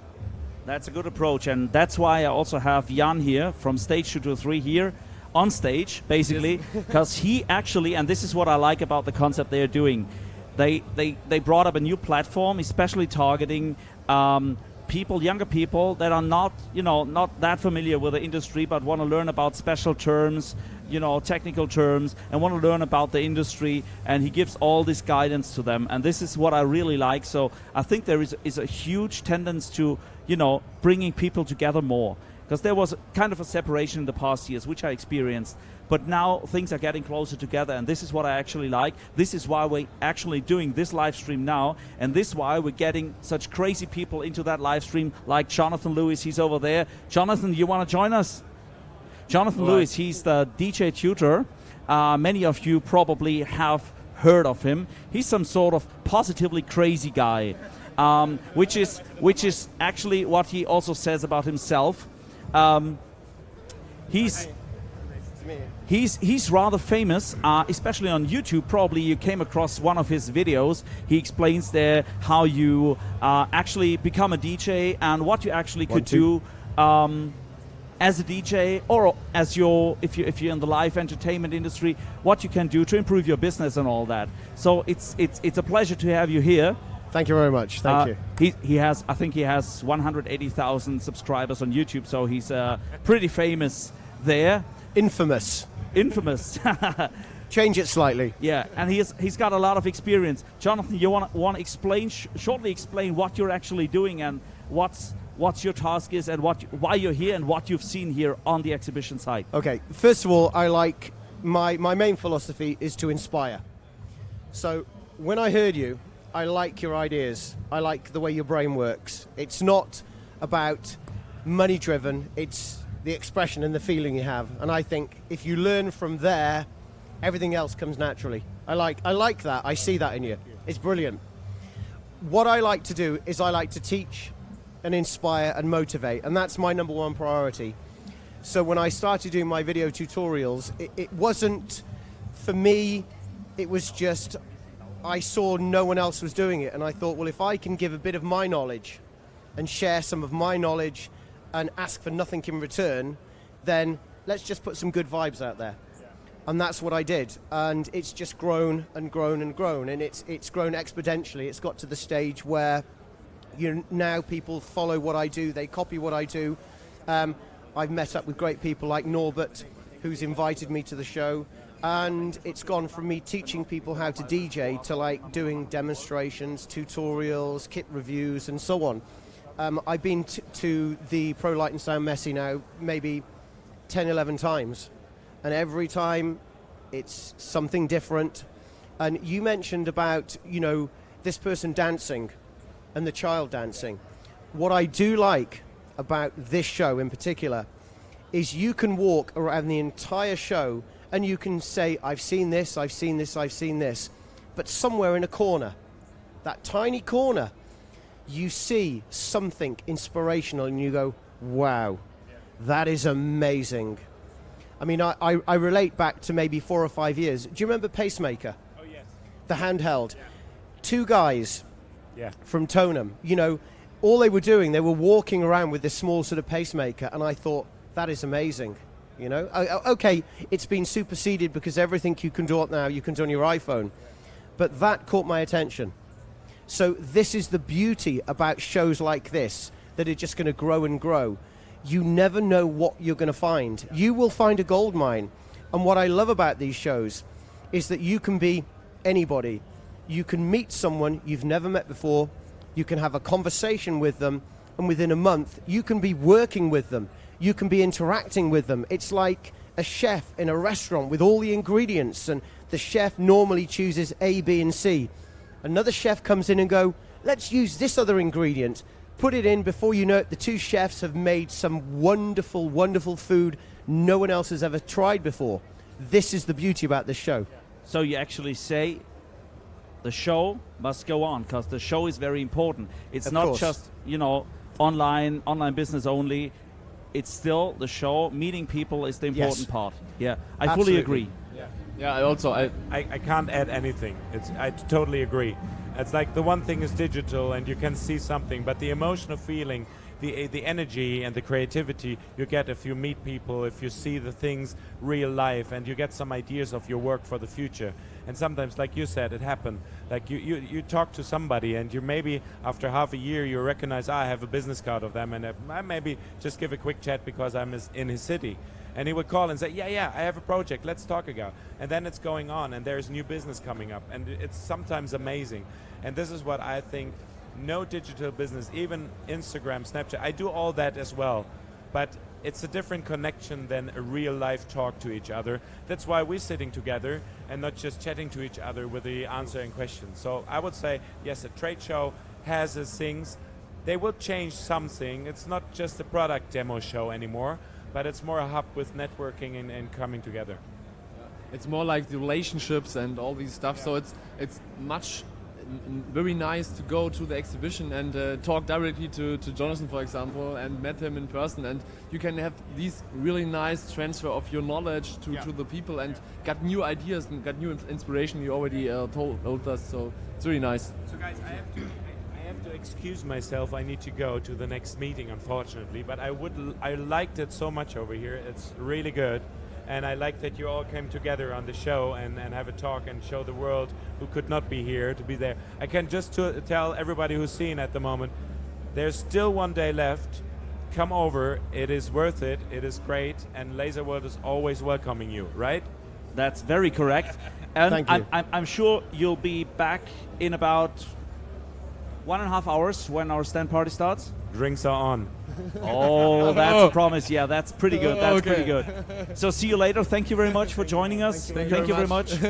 And see you later. And everybody, of course, is invited to join us at our stand party as well. So just come by Hall 5, C22 and D16, and we'll have some music. We'll have some drinks later on. So just join us if you're on the Messe. Yeah, so Jonathan, Okay. you will be also make DJ tonight, is it right? Yes, that's right. Tonight is going to be what can only be described as fun and exciting. If my friend can just come over here, Eric, just come and wave by the camera. Eric is a really, really good friend of mine. This is a Hello, DJ Eric. as well. Eric is going to be playing some tracks. So basically what's going to happen, live streaming, good quality music, good quality laser show for a start. And may I say, an exceptionally good host. This guy here. Norbert. Totally agree. So, okay, but before the party starts, let's get back to business. Yes. Jonathan, Yes. you're the DJ tutor, so you're supposed to be familiar with DJ lighting and all this, you know. I hope so. Yeah. Okay. So, actually, what spectacular products have you seen on the Prolight+Sound this year? Have you seen any? Okay. Like I mentioned earlier on, every time you come to this show, you could walk around and you see the same thing. A lot of companies are sort of reinventing the wheel and making it a little bit more circular, but it's still round. But you will always find something different. There's a pitch quite close to here, and they've just got plastic clamps that clamp on to trussing. And as crazy as it sounds, these clamps are very simple, very easy to use, but it's good for cabling. Now, it's such an easy concept, and they thought of it. That's great. The other item I've seen that is and isn't DJ related, it's not DJ related because it's got nothing to do with music, but if you are a mobile DJ or if you are a club or you're in a nightclub, maybe you've seen them, a small box, and the sparks come out of them. Yeah. And that's stunning. That is absolutely stunning. And I watched this, I thought, wow, pyrotechnics, health and safety, and so on. But then I saw this lady put a hand in it, and I was like, wow.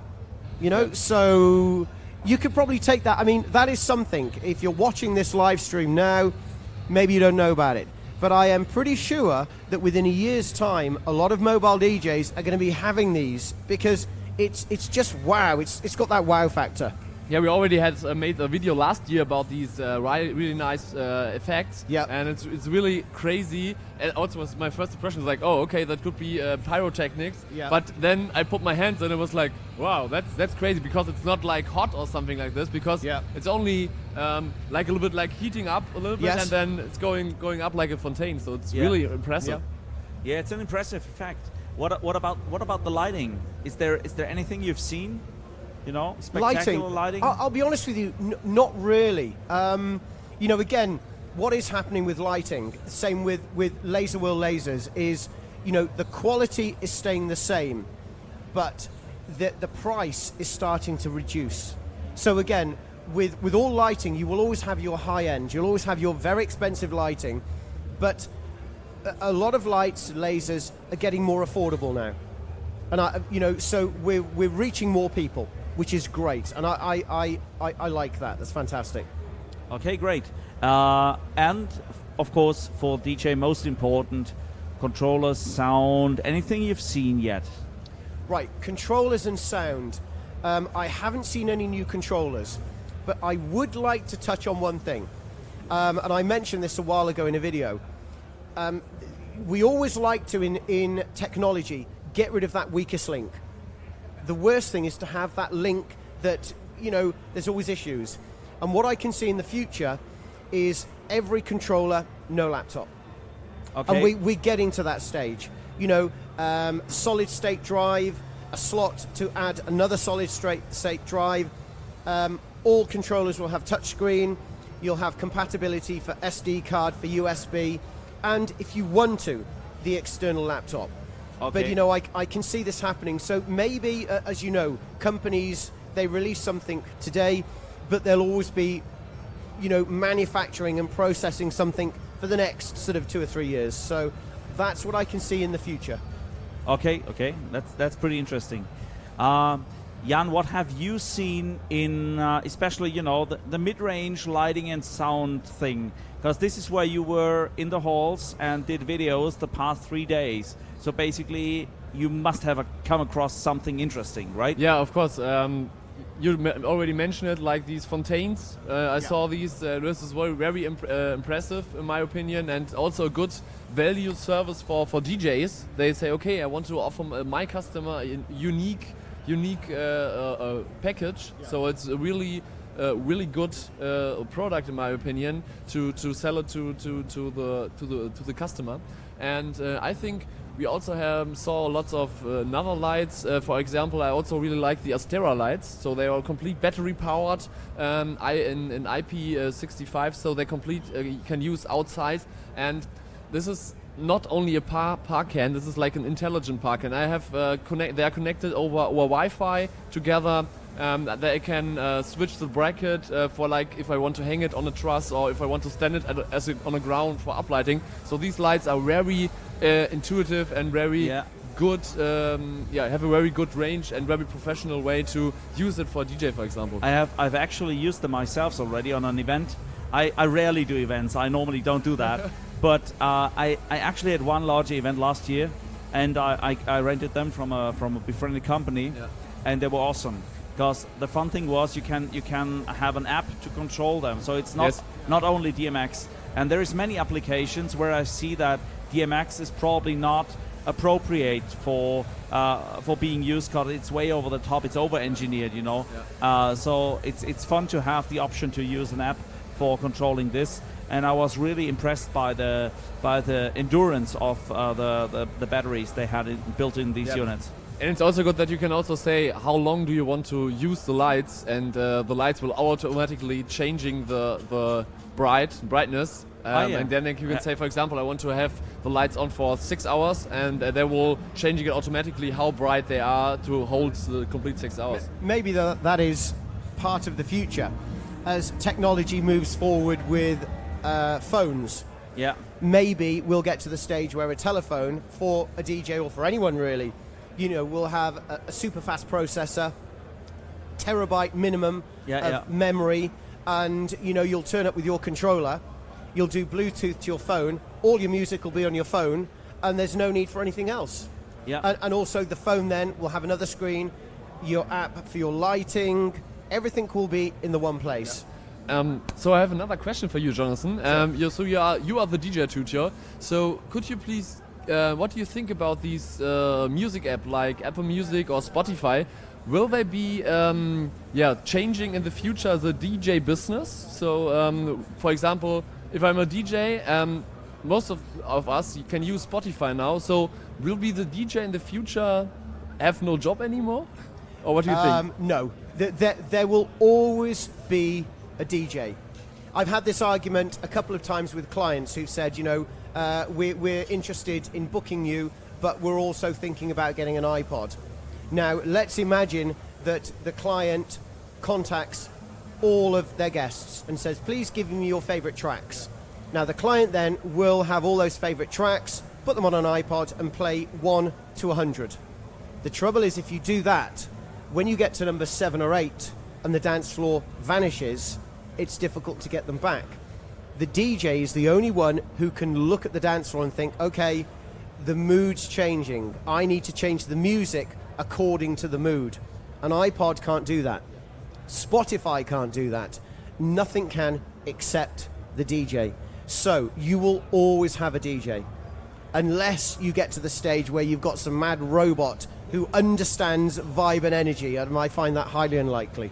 There might be some years in the future, yeah. Quite some years in the future. A lot, yeah. Yeah. A lot, definitely.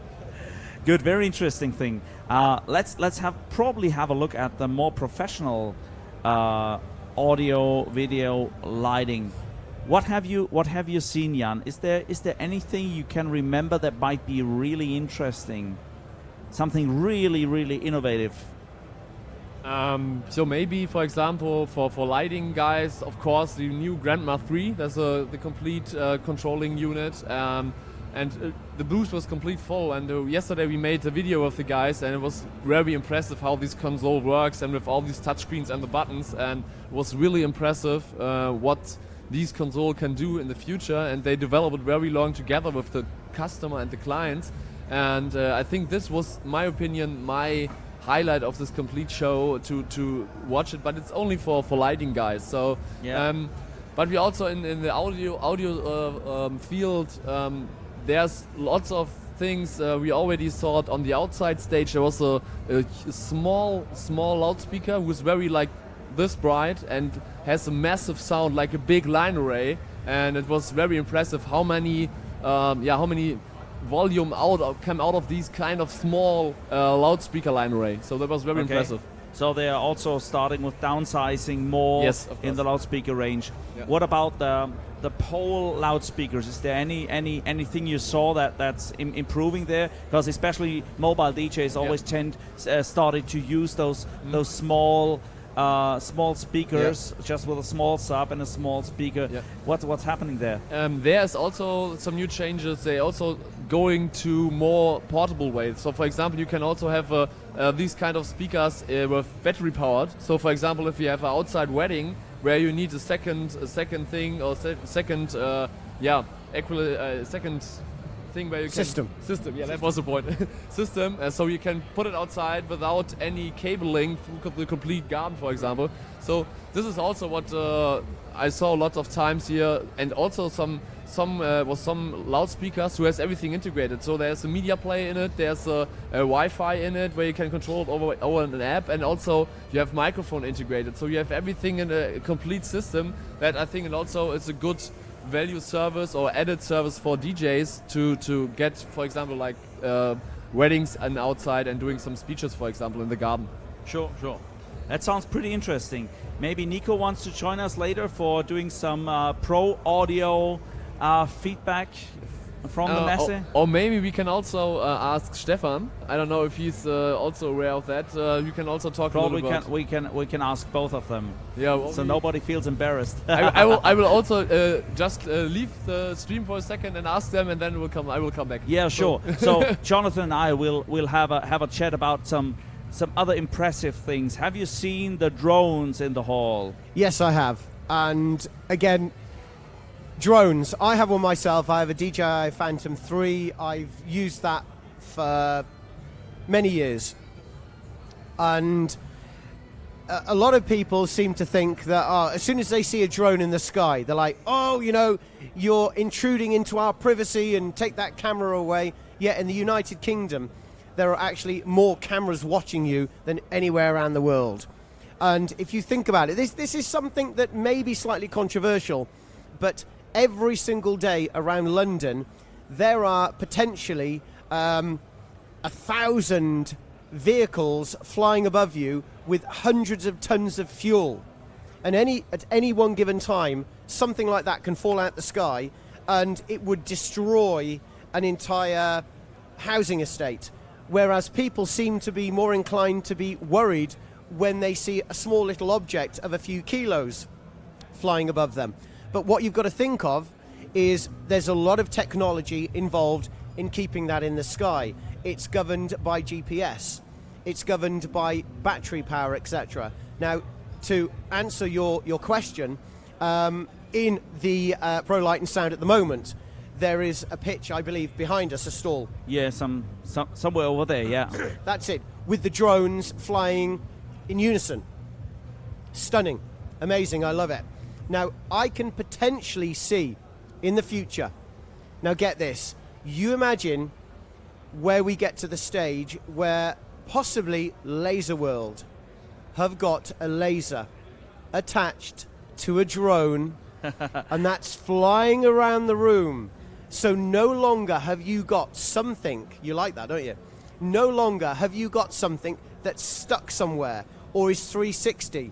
You've got something physically moving around, and we're getting to that stage where it can happen. The problem is technically this is possible. This is no problem at all, but it's illegal.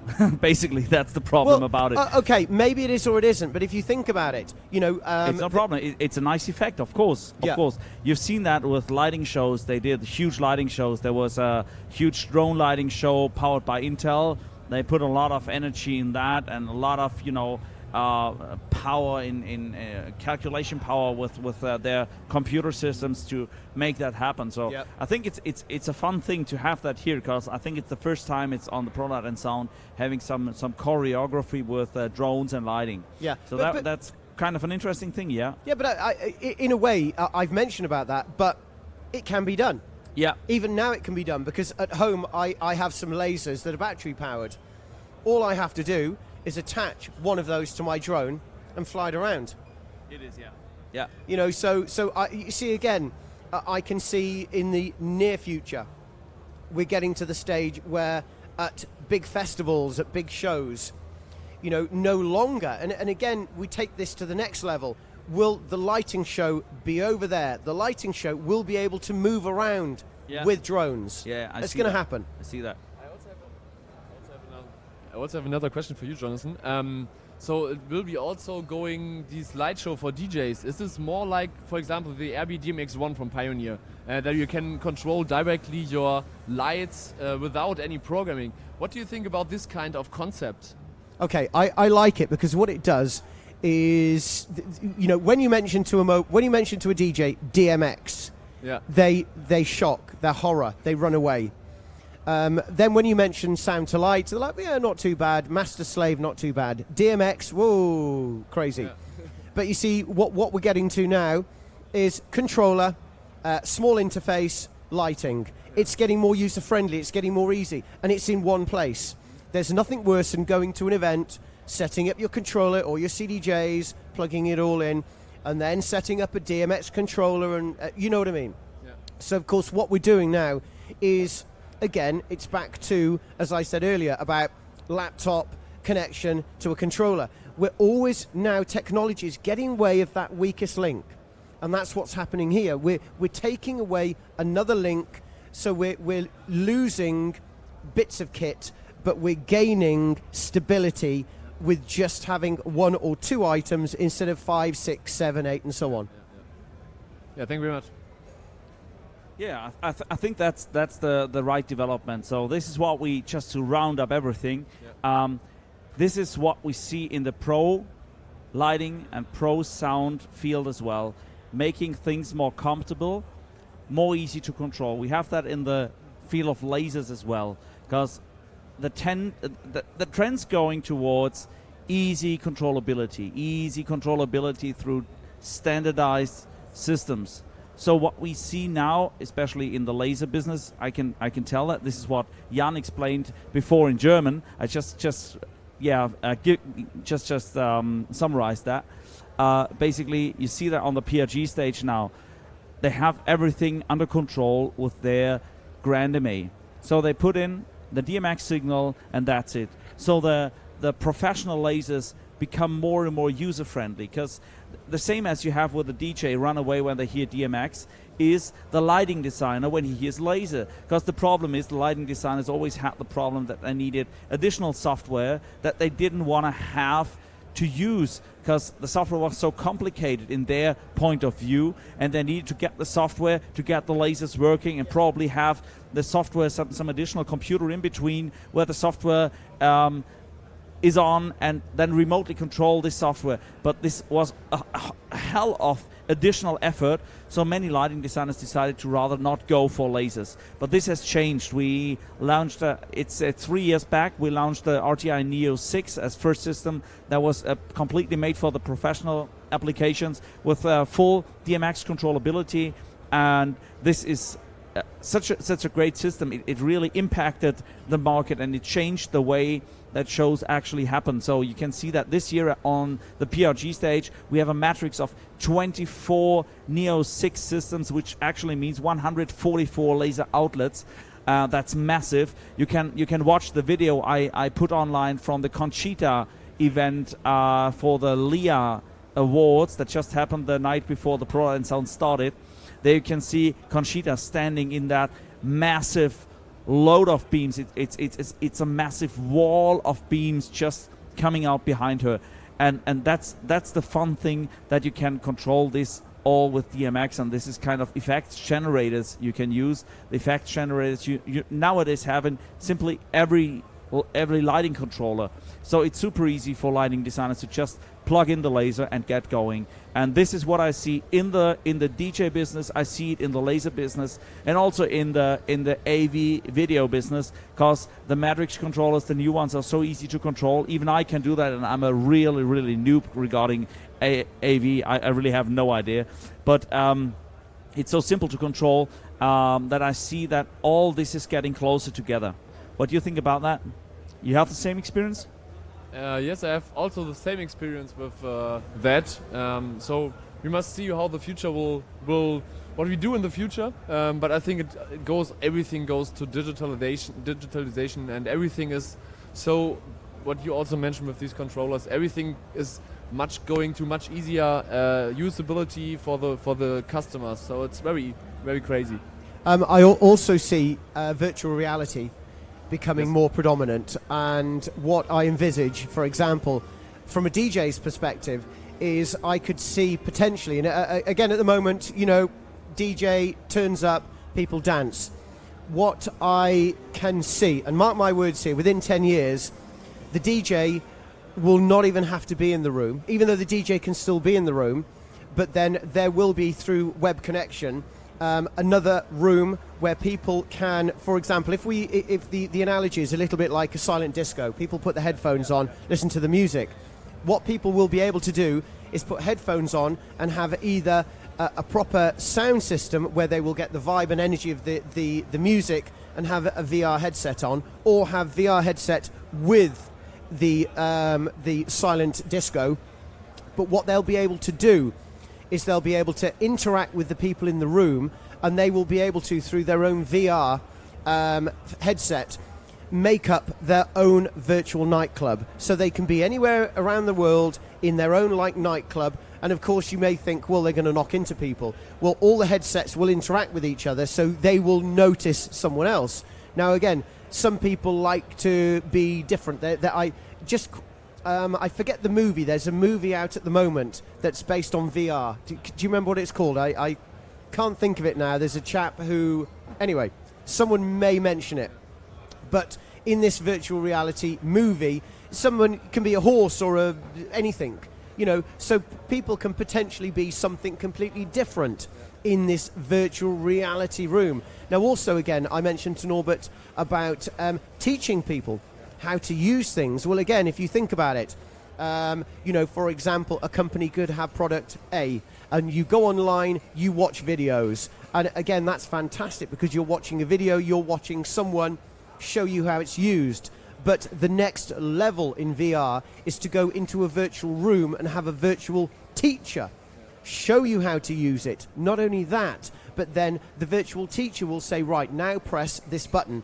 And you're pressing down, and as soon as you press that button, something happens. So you are now in control of that happening instead of a flat screen and someone saying, this is how it's done. That's the future. Yeah, I totally agree. But I've seen something spectacular. This Prolight+Sound, which I haven't seen before. It's also a matter of downsizing. I've seen a spectacularly bright and clear video wall outside. Have you seen that, Jan? Do you have any details on that? Actually not, but I was also very impressed about this whole big wall with lots of bright display. And I think especially the video panels were going smaller and smaller with the pixel pitch. And you have you can't imagine how bright this display is, and it's so crazy what's going on in this industry. Yeah, I think it's quite interesting because there's a lot of automation happening and a lot of interaction happening between the parts that are within the technical component. So you put together a product, but the parts within this system, they interact with each other much more. So it's not a one-directional thing, but it's a multi-directional thing. This is what I heard about happens on the field of sound as well. Because I heard about a system that can interact, basically can give feedback from a line array system that is mounted, that can give feedback how it is mounted. So actually the whole sound processing is automatically adapted to how the sound system is basically mounted. So this is kind of a really, really interesting thing. I'm not sure what the manufacturer actually was. Do you remember? No, sorry. I don't know the manufacturer of that. But it sounded really, really interesting because depending on how you mount it, everything gets properly configured. So it makes it much easier for people that are not so much into the sound thing to just use a professional line array system and have brilliant sound in the end. Well, it's like what pretty much this discussion has been about. We have seen new technology here. We've seen, relatively not so much old technology, but you walk around and you see a moving head. You see an LED. but like we've all mentioned, is you can turn a corner and you can see something completely new, a completely new concept, a new idea, and it's not a case of you walk up and you can't touch. You can actually get involved, and if you've got an idea that you think would work with this new concept, it's not something whereby you can't approach the management. You know, you can approach them, you can talk to them. If they like your idea, they'll listen to you, they'll take your email, and you never know, within 6 months you could be adding to that new idea. This is the fun about Prolight+Sound. It's not watcher, it's not someone who turns up and then you've got the person showing the product. You get interaction, you can talk, you can communicate, you can walk away just seeing items and having a lot of fun, or you can walk away with 2 business cards, go home, and you're talking via email, then via phone call, and then eventually you're physically meeting the managing director, and you're getting involved, and you're taking new products and ideas to the next level. So, you know, you've got to be here. You have to. Yeah, definitely. What I agree with you is that you definitely get new ideas. I think the new ideas is something. It's not only about technology. It's also about the ideas you get. For example, I like on the PRG stage, I like the idea to just use normal pixel strips for creating an effect that the stage is actually shaking. By just, switching on the pixels, laser. just moving them in a vertical line to just make that shake effect, and add some moving lights as well. So this is something that is rather simple. It can easily be done, but it's a pretty new idea of using it. So it's just more or less an old type product, very established product, but it's completely used in a new way. And that's why I like it very much here, because we also try to always give new ideas and new impressions. You see that at the Laser World booth. So if you stop by later for the party, remember the wall's party, amazing. Yeah. It moves. It's physically alive. So we put together video projection, video mapping with laser mapping. So there's a lot of things together with lasers, with new type of lasers, bringing in old technology which has been established many years ago, like Lumia effects or something like that. Brought that on stage here just to get that all together to a new way of using lasers and just showing different options. It's not just, the green laser that's flickering in the nightclub, but it's more about that. There's much more you can do with it, and it's all about ideas, and this is what we want to give you here as well on the Messe here, on the Prolight+Sound, giving ideas, transforming ideas, talking with customers about new ideas, and bringing the industry forward. That's basically the whole thing we have here on the Prolight+Sound. Great. So, Are there any questions online still, or we just worked through everything on all the channels, the different channels we had? So actually, there are no questions from my side.